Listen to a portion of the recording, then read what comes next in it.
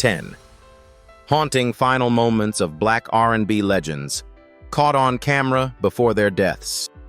What if the last moments of music's greatest legends were caught on camera moments so raw, so haunting, that they forever changed how we remember them? Prince Whitney, Michael Tupac. Icons who lit up the world yet faced endings that still send chills down our spines.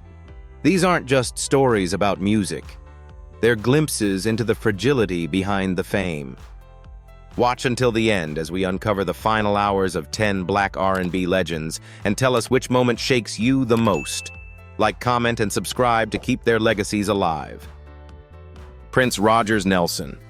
Prince Rogers Nelson's final days carried a haunting mix of brilliance and fragility, a stark contrast to the electrifying image fans had known for decades. In April 2016, the world watched as the icon who once commanded stadiums with his guitar and purple lights now moved through quiet hallways with a subdued presence. Surveillance footage from April 20th showed him walking slowly into a clinic with his longtime friend and bodyguard Kirk Johnson. His steps were deliberate, his posture upright yet weary, as though he were carrying an invisible weight.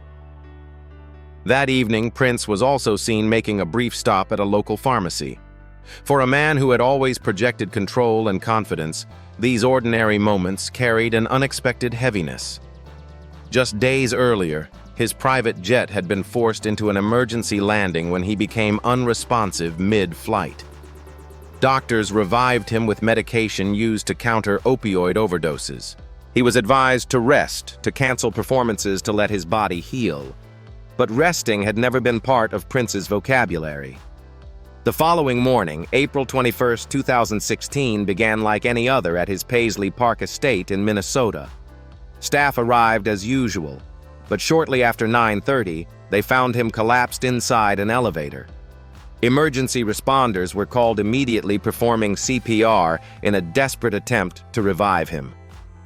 At 10:07 a.m., the world lost one of its most enigmatic and influential musical figures. He was only 57 years old. Medical examiners later confirmed he had unknowingly taken counterfeit pills laced with fentanyl, a synthetic opioid dozens of times more potent than heroin. Friends said he had struggled with hip pain for years after relentless touring, often refusing invasive surgeries because of his faith. Instead, he sought relief quietly, privately, determined to keep performing even as his body pleaded for mercy. Just days before his death, he had appeared unexpectedly at a dance party at Paisley Park, waving to fans and assuring them he was fine. Many left believing he was on the mend, unaware of the storm gathering beneath the surface. Prince's final moments weren't marked by grand stages or roaring crowds. They unfolded in the silence of an elevator, in the soft shuffle of footsteps through a pharmacy, in the faint smile at a private gathering. Yet even in death, his legacy remains thunderous. A vault of unreleased songs, a lifetime of performances that redefined music itself, and the memory of a man who gave everything to his art until his very last breath. Whitney Elizabeth Houston. Whitney Elizabeth Houston's final public moments carried a heartbreaking irony. The voice that once defined a generation returned to the stage one last time, not as part of a grand concert, but in an unplanned, fleeting appearance. On February 9, 2012, just 2 days before her death, Whitney stepped into the spotlight during a pre-Grammy party in Los Angeles. The event was hosted by Kelly Price, who invited her to sing a few lines of "Jesus Loves Me." The crowd erupted with joy, phones flashing, voices cheering. For those who adored her, it felt like an intimate gift, a moment of warmth and familiarity after years of public struggles. She wore a shimmering jacket, her smile radiating the same charm that had once made her America's sweetheart. Yet some observers noticed the tremor in her hands, the occasional fatigue in her eyes, and the slight rasp in her legendary voice. Still, when she sang, the room fell silent. Every note carried the unmistakable tone of the woman whose music had conquered charts worldwide. "I Will Always Love You," "Greatest Love of All." "How Will I Know," songs that had become the soundtrack of countless lives. After the brief performance, Whitney lingered backstage laughing with friends, promising to attend the Grammy Awards the following night. Witnesses later said she seemed upbeat, even playful, as though life was finally turning a corner. No one suspected that within 48 hours the world would be in mourning. And it makes you wonder, if you had been in that room hearing her sing that night, would you have believed it was a farewell rather than a comeback? On February 11th, 2012, just before the Clive Davis pre-Grammy Gala at the Beverly Hilton Hotel, Whitney was found unconscious in her suite's bathtub.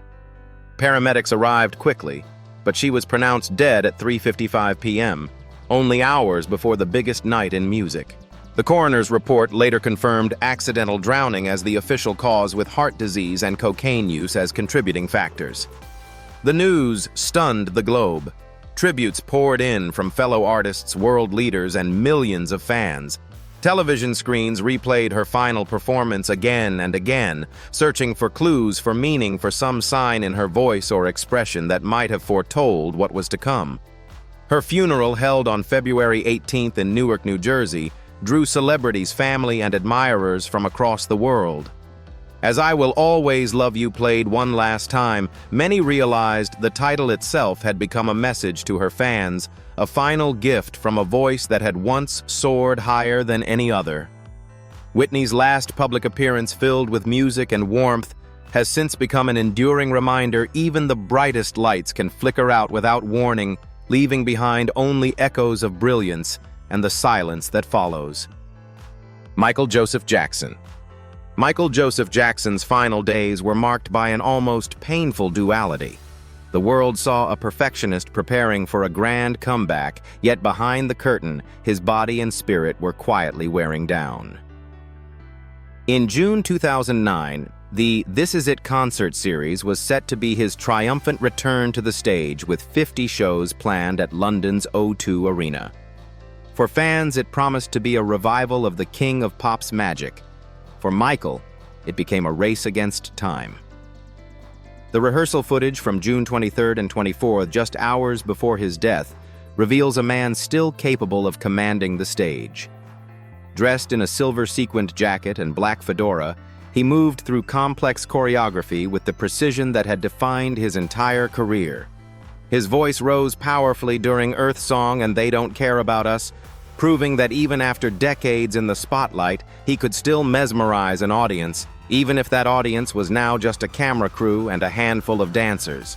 But those watching closely noticed subtle changes, moments where he seemed to conserve energy between numbers.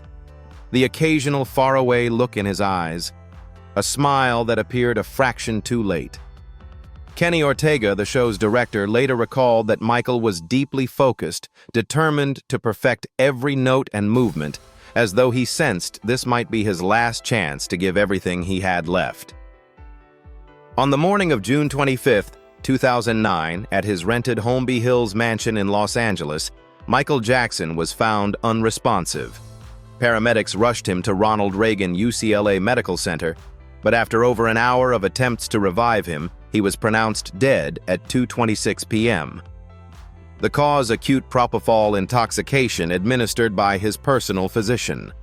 The world that had grown up with Thriller, Billie Jean, and Man in the Mirror suddenly stood still. News outlets across continents replayed the rehearsal clips endlessly. Fans searched for hidden signs in his final Earth Song performance, wondering whether the exhaustion in his voice or the intensity in his gaze hinted at what was to come. Yet what the camera truly captured was a man still chasing artistic perfection, still giving more than his body could endure. Michael Jackson's last rehearsal was released to the public in the documentary This Is It. For millions, it became both a farewell and a celebration, the final glimpse of an artist whose life was filled with brilliance, controversy, triumph, and tragedy. On that stage, even in his final hours, Michael left behind the same legacy he had carried for over 40 years, music that refused to be forgotten. Aretha Louise Franklin. Aretha Louise Franklin, the indomitable queen of soul, spent her final public moments wrapped in the very music that had carried her to greatness. On November 7, 2017, at the Elton John AIDS Foundation Gala in New York City, the stage lights dimmed. The piano struck the opening chords of Amazing Grace, and the crowd fell into reverent silence. At 75 years old, Aretha was noticeably thinner, her frame smaller than before, but her presence filled the entire room. Dressed in a glittering evening gown with a magnificent shawl draped around her shoulders, she stepped to the microphone with the grace of a woman who had nothing left to prove, only a lifetime to honor. Her voice, though weathered by time and illness, carried the same unmistakable power that had made Respect You Make Me Feel Like a Natural Woman and Think timeless anthems. Each note rose slowly, trembling but filled with emotion, a blend of prayer and farewell. As she sang Amazing Grace, many in the audience wept openly. It was as if she were not only praising faith, but also closing a chapter of her own life, giving the world one last gift of music before retreating into silence. In the months that followed, Aretha retreated from public life as her health deteriorated. Behind closed doors in Detroit, she spent her remaining days surrounded by family fiercely protective of her privacy. Friends described her as reflective but unbowed, determined to face the end on her own terms. On August 16, 2018, the news broke Aretha Franklin had passed away from advanced pancreatic cancer at the age of 76. Tributes poured in from presidents, fellow musicians, and millions of fans across the globe. Her funeral, held at Greater Grace Temple in Detroit, was a monumental event, a celebration of music, faith, and the legacy of a woman whose voice had once been declared a national treasure by the Library of Congress. But it was that night in New York, months earlier, that remains etched into collective memory. Cameras captured her eyes glistening beneath the stage lights, her hands gripping the microphone as though summoning every ounce of strength for those final notes. When she held the word, how sweet the sound of fraction. Aretha Franklin left the world, not with headlines or spectacle, but with music, the same way she had lived. That final performance of Amazing Grace was more than a concert. It was a benediction, a farewell hymn, and the last chapter of a voice that will never fade from history. Otis Ray Redding Jr. Otis Ray Redding Jr., often called the King of Soul, lived his final days with the same intensity that marked his short but spectacular career. In early December 1967, at just 26 years old, he was at the height of his fame. Try a Little Tenderness and Respect had made him a household name, and his electrifying Monterey Pop Festival performance earlier that year had introduced him to a massive new audience. Yet what no one knew was that fate was quietly closing in. On December 6, 1967, Redding stepped into the recording studio in Memphis to lay down vocals for a new song titled Sittin' on the Dock of the Bay. The session was nothing unusual for him. He had always worked with tireless focus, often reworking lyrics and melodies until every note felt alive. But something about this particular song seemed different. The lyrics carried a gentle melancholy. Sittin' in the morning sun. I'll be sittin' when the evening comes. A simple image, yet it hinted at solitude, reflection, even finality. Between takes, engineers later recalled, Redding seemed quieter than usual, gazing off at nothing in particular, before returning to the microphone with fierce precision. Near the end of the session, he whistled an outro melody almost as an afterthought. Producers considered editing it out, but kept it a decision that would later feel almost prophetic when the song was released posthumously, and went on to become his first and only Billboard #1 hit.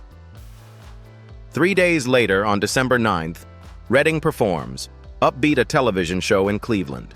Afterward, they boarded his private plane for a flight to Madison, Wisconsin, where they were scheduled to perform the next night. The weather was cold, the skies gray, but concerts had never stopped for bad weather before. On the afternoon of December 10, 1967, their small Beechcraft plane took off from Cleveland. As they approached Madison, heavy rain and fog set in. At 3:28 p.m., just miles from the airport, the plane crashed into Lake Monona. Redding and 6 others died. Only one band member survived. When news broke, fans and fellow musicians were stunned. He was only 26 younger than many rock stars still struggling to find fame. The song he had just recorded sitting on the dock of the bay was released in January 1968, climbing the charts until it reached #1, making Redding the first artist in history to achieve a posthumous Billboard chart topper. Otis Redding's final days left behind a bittersweet legacy, a song filled with quiet resignation, a career that burned bright but ended too soon, and a question that lingers decades later. What more could he have given the world if fate had allowed him just a little more time? Samuel Cooke. Samuel Cooke, better known as Sam Cooke, was more than a singer. He was a bridge between gospel roots and mainstream soul, a man whose velvet voice carried both romantic warmth and the echoes of civil rights struggles. By late 1964, at just 33 years old, Cooke had achieved what many only dream of: over 30 U.S. top 40 hits, including You Send Me Chain Gang and the soon-to-be legendary A Change Is Gonna Come. Yet, his final days revealed a life tinged with private turmoil, one that ended in mystery and controversy that still sparks debate decades later. In December 1964, Cooke performed at the famed Copacabana in New York, a venue once reluctant to feature black performers. His show was electric. Wearing a crisp suit and flashing his signature smile, he captivated the audience with effortless charm, moving seamlessly from gospel-inspired ballads to energetic soul hits. Every song felt like a promise of even greater things to come. But behind the scenes, close friends noted tension, business disputes, romantic entanglements, and pressure from his position as one of the few black artists openly demanding control over his music and finances.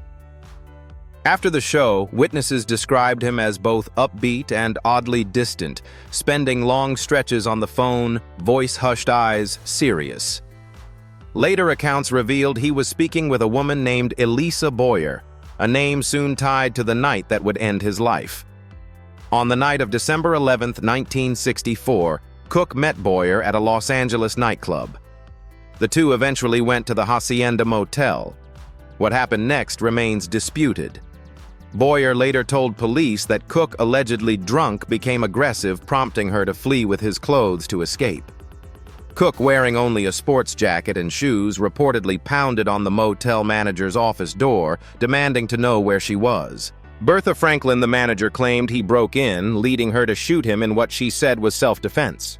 Police reports ruled the death a justifiable homicide, citing witness testimonies. Yet many, including Cooke's family and fellow musicians, questioned the official story. Why would a man with money, fame, and a career at its peak end up dead in such chaotic circumstances?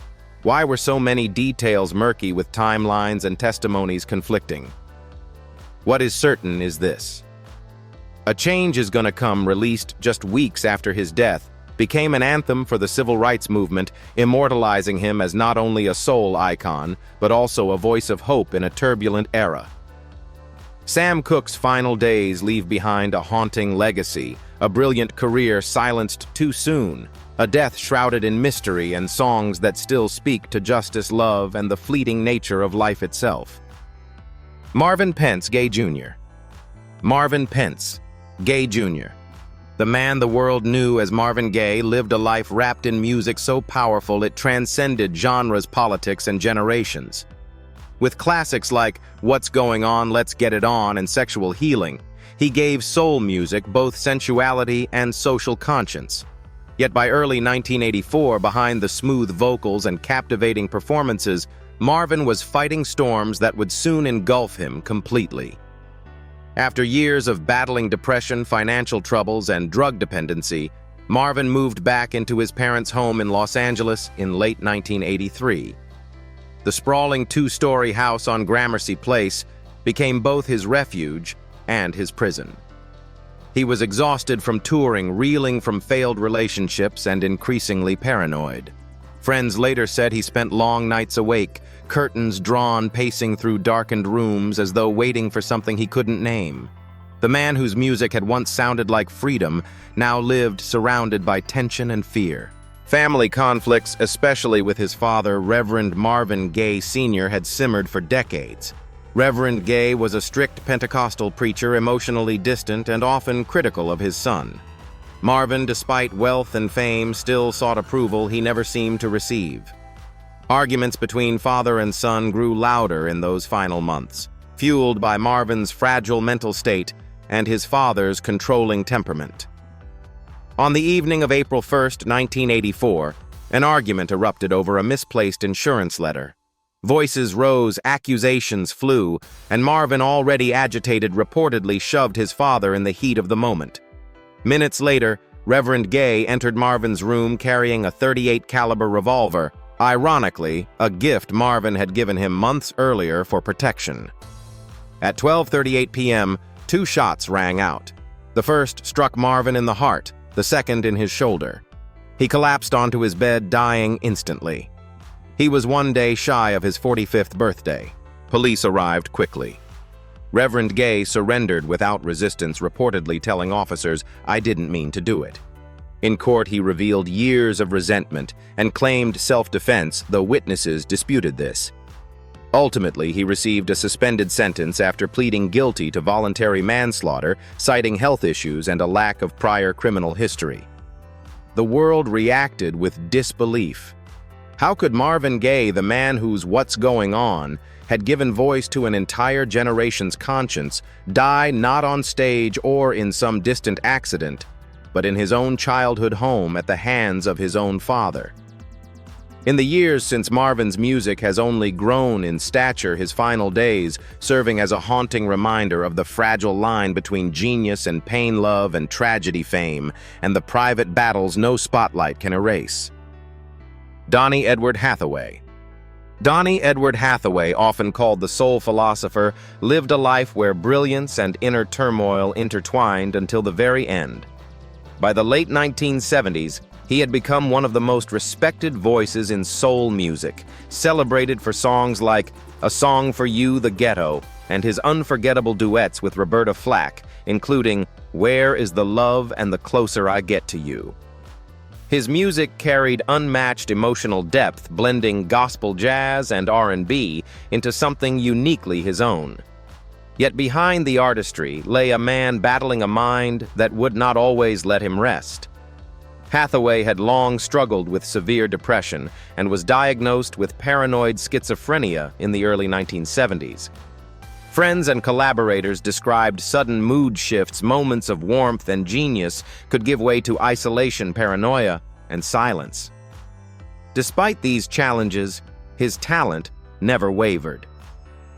By January 1979, he had been invited to a recording session in New York City to reunite with Roberta Flack. Fans hoped the project would revive his career and renew his spirit. On January 13, 1979, Hathaway spent hours at the studio immersed in music with the same passion that had made him a legend. Musicians present recalled him singing beautifully, laughing softly between takes, and offering arrangement ideas with quiet intensity. But some also noticed a heaviness about him. Long pauses where he stared out windows, sentences left unfinished as though he were fighting thoughts too heavy to share. That evening after the session ended, Hathaway returned to his room at the Essex House Hotel. At approximately 3:15 p.m., his body was found on the sidewalk below his 15th floor window. The police ruled his death a suicide, citing the window had been removed from the frame and there were no signs of foul play. His struggles with mental illness, well documented among those close to him, seemed to have reached a tragic climax. Roberta Flack, devastated, halted their planned album, saying she could not imagine completing it without him. Musicians across the industry mourned, stunned that a man capable of creating such beauty had been consumed by so much inner darkness. He was only 33 years old. In the decades since, Hathaway's music has only grown in influence. Songs like Someday We'll All Be Free and A Song for You are now heard not just as performances, but as windows into a soul carrying both extraordinary gifts and unbearable weight. Donny Hathaway's final hours left behind a legacy of brilliance shadowed by tragedy, proof that even the brightest lights can flicker out while the music itself lives forever. Tupac Amaru Shakur. Tupac Amaru Shakur. The poet-warrior of hip-hop and one of music's most electrifying figures lived, fast, spoke boldly, and carried the weight of his era on his shoulders. By September 1996, at just 25 years old, he had already released All Eyes on Me, starred in multiple films, and become both a chart-topping rapper and a lightning rod for controversy. Yet, in his final hours, Tupac was not on stage or in a studio. He was in Las Vegas, celebrating a night that would turn from triumph to tragedy in a matter of hours. On the evening of September 7, 1996, Tupac attended the Mike Tyson-Bruce Seldon boxing match at the MGM Grand Garden Arena. He arrived with Death Row Records CEO Suge Knight, his longtime ally and protector. Cameras captured him entering the arena in a white shirt, gold jewelry glinting under the lights, his signature confidence on full display. After Tyson's swift victory, as crowds spilled out into the casino, surveillance footage recorded a brief but explosive altercation in the lobby. Tupac, Suge, and several others were seen confronting a man later identified as Orlando Anderson, suspected of assaulting one of Death Row's associates weeks earlier. Security quickly broke it up, and Tupac left the building unaware that those few minutes had already etched themselves into history. Later that night, Tupac and Suge drove through the Las Vegas Strip in a black BMW, music blasting, crowds shouting his name as he leaned out the window, laughing and waving. At 11:15 p.m., as they stopped at a red light on Flamingo Road, a white Cadillac pulled up alongside them. Multiple gunshots erupted into the night. 4 bullets struck Tupac, 2 in the chest, 1 in the arm, 1 in the thigh. Suge Knight, grazed by fragments, sped toward a nearby intersection as chaos swallowed the strip. Tupac was rushed to University Medical Center, where doctors fought for his life. For 6 days, he remained in a medically induced coma as fans gathered outside hoping for a miracle. But on September 13, 1996, at 4:03 p.m., Tupac Shakur was pronounced dead from internal bleeding and respiratory failure. Investigations into the shooting stretched on for years, spawning conspiracy theories, accusations, and rumors of retaliation. Only decades later would arrests begin to shed light on what truly happened that night. Yet for millions, the image that endures is not of violence or hospital rooms, but of Tupac in that lobby, tall, defiant eyes burning with life. A final walk into immortality frozen in grainy surveillance footage, leaving behind a legacy of music rebellion and poetry that refuses to fade. Anna Mae Bullock.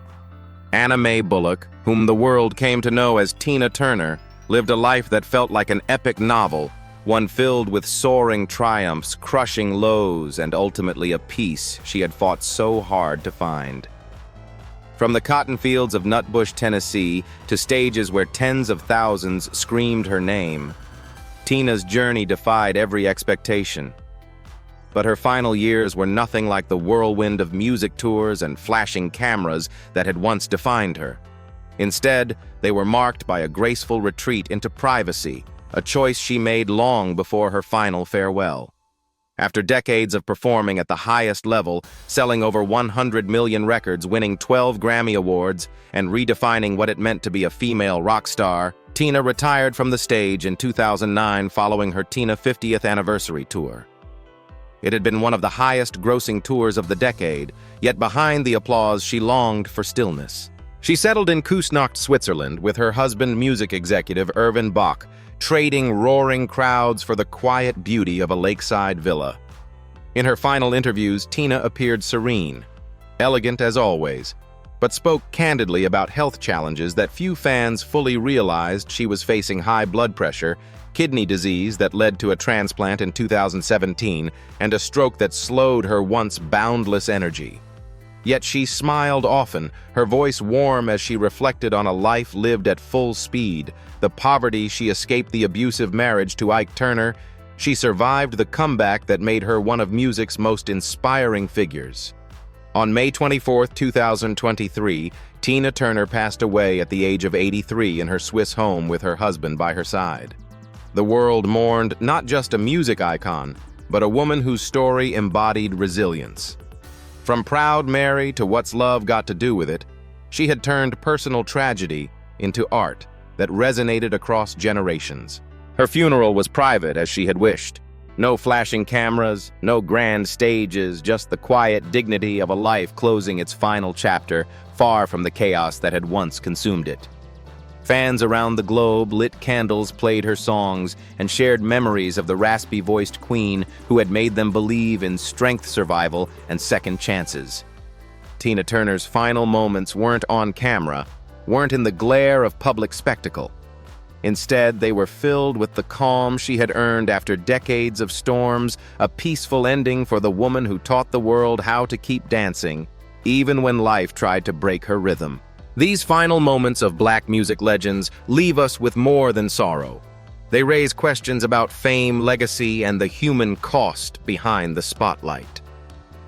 From Prince's Silent Walk to Whitney's last song, from Tupac's Final Steps to Tina's hard-won peace, each story reveals a life where brilliance met fragility. We honor their voices, but also wonder, could anything have changed their fate? Should the world have listened sooner to the silent cries behind the music? Share your thoughts below, because at Legends of Black Excellence, the conversation never ends.